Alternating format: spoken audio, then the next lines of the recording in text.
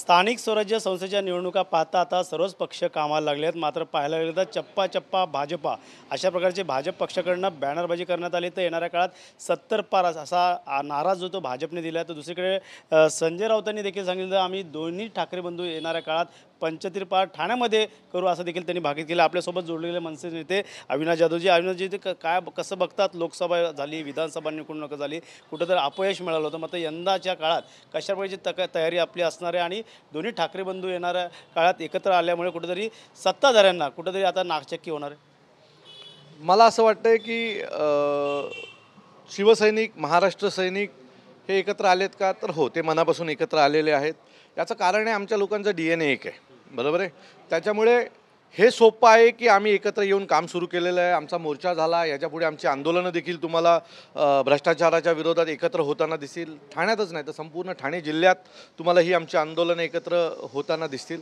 आणि मला खात्री आहे की विधानसभेला जे काही मला मतदान झालं, राजन विचारेंना मतदान झालं, त्या सगळ्याचं जर तुम्ही गणित केलं तर ते गणित सांगतं की आम्हाला एक मोठं यश येईल. राष्ट्रवादी काँग्रेसला सोबत घेतल्याच्या नंतर ते यश हे सत्तेपर्यंत पोचवेल. सो संजय राऊत जे काय म्हणालेले आहेत ते करण्याचा आमचा नक्की प्रयत्न आहे. आणि तुम्हाला खात्रीने सांगतो की जर आमची काही गणितं एकत्र नीट बसली तर येणाऱ्या महानगरपालिकेला, ठाणे महानगरपालिकेवर महाराष्ट्र नवनिर्माण, शिवसेना आणि राष्ट्रवादी काँग्रेसचा झेंडा बसलेला असेल. नक्कीच पाहायला गेलं तर महायुतीमध्ये आता एकला चलोचा नारा देतात, शिवसेना एकला चलोचा नारा देतात, आमचा महापौर असणार आहे. तर भाजप एकला चलोचा नारा देतात, राष्ट्रवादीने देखील आता वेगळा नारा दिला. का वाटतं येणाऱ्या चॅलेंज? मी तुम्हाला सांगू का, यांच्यात कोणाच्यात एकटा लढायची हिंमत नाही आहे. हे वेगवेगळे यांची जी काय आत्ता गणितं सगळी सुरू आहेत, ही कोणाला किती जागा मिळणार, त्याच्या वाट्यासाठी किती जोरात बोललं पाहिजे की आपल्याला वाटा जास्त मिळेल. सो ही वाट्याची गणित आहेत. ठाणे महानगरपालिकेच्या ज्या जागा आहेत त्याच्या वाट्याची ही गणित आहेत. यांच्यात हिंमत नाही वेगळं लढायचं. आणि हिंमत, माझं चॅलेंज आहे, तुमच्यात हिंमत असेल तर वेगवेगळं लढून दाखवा. नाही तुमच्या सगळ्यांचं एकत्र पानिपत केलं आणि ठाण्यातनं तुमचं नामोनिशाण मिटवलं नाही ना, तर आम्ही ठाकरे ब्रँडची माणसं नाहीत. काय वाटतं येणाऱ्या काळात विकासाच्या मुद्द्याला घेऊन ते आता निवडणुकीमध्ये पुन्हा पाऊल टाकणार आहे? त्यामुळे विकासाच्या मुद्द्या त्यांनी अनेक विकासाचे मुद्दे समोर, अनेक निधी. अहो, भ्रष्टाचाराची राजधानी आहे आमची ठाणे शहर.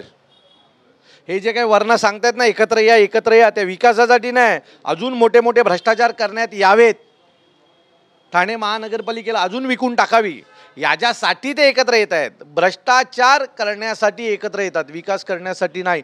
कारण मला मागच्या 3-4 वर्षात कुठेही विकास दिसलेला नाही. विकास नावाची माणसं पण आता आजूबाजूला दिसत नाही.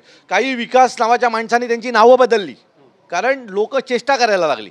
त्याच्यामुळे ह्याच्या पुढे तुम्हाला मी खरं सांगतो, माझं यांना जाहीर आव्हान आहे, तुमच्यात हिंमत असेल तर वेगवेगळे लढून दाखवा. लाडक्या बहिणीने आम्हाला भरघोस मतदान केलं, त्याच लाडक्या बहिणीला आता येणाऱ्या काळात भाऊबीज असेल, दिवाळी असेल, अनेक गोष्टी पुरवून बहीण रस्त्यावर ज्यावेळेला मार खाते ना, त्यावेळेला भाऊ कुठे लपलेले असतात. तो तिच्या घरात मोठी अडचण येते, तिच्या घरातला कोणतरी या रस्त्यात, घोडबंदरच्या रस्त्यात खड्ड्यांमधनं पडून ज्यावेळेला भाऊ मरतात, त्यावेळेला त्या बहिणीचं घर ज्यावेळेला उद्ध्वस्त होतं, त्यावेळेला भाऊ कुठे असतात? तो 1,500 रुपये देऊन तुम्ही बहिणीला विकत घेणार का? ते 1,500 रुपये देण्यापेक्षा त्यांचे नवरे कसे नीट राहतील, त्यांची भावंडं कशी राहतील, त्यांचे आईवडील, त्यांचे वडील कसे नीट राहतील, ह्याच्याकडे लक्ष द्या. 1,500 रुपये देऊन बहिणींना विकत नाही घेतलंय तुम्ही लोकांनी. ज्या बहिणीचा एखाद्या खड्ड्यात नवरा मृत्युमुखी पडलाय किंवा मुलगा मृत्युमुखी पडलाय ना, तिला विचारा की तुझ्या 1,500नी तुझ्या घरात काय भलं झालं. शेवटचं म्हणा, शिवसेना हा बालेकिल्ला बोलला जातो ठाण्यामध्ये, त्यामुळे बालेकिल्ल्यामध्ये आता सुरुंग लावायला सुरुवात झालेली आहे. हे बघा, उद्धव ठाकरेंची जी शिवसेना आहे तीच आत्तापर्यंत बालेकिल्ला ठाण्याची होती, कारण त्यांचं नेतृत्व आनंद दिघे साहेब करत होते, बरोबर आहे.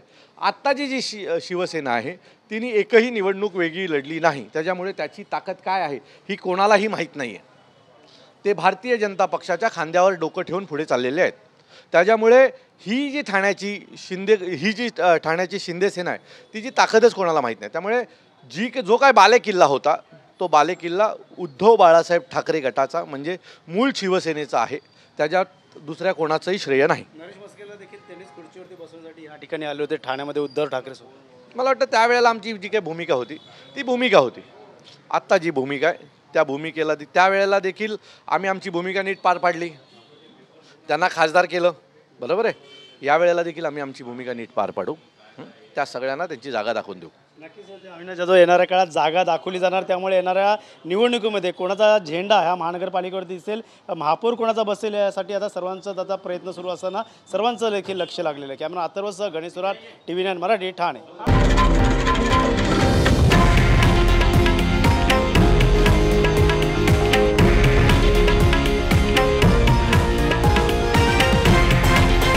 हे आहे देशातील नंबर 1 न्यूज नेटवर्क आणि आपण पाहत आहात TV9 मराठी, एकमेव.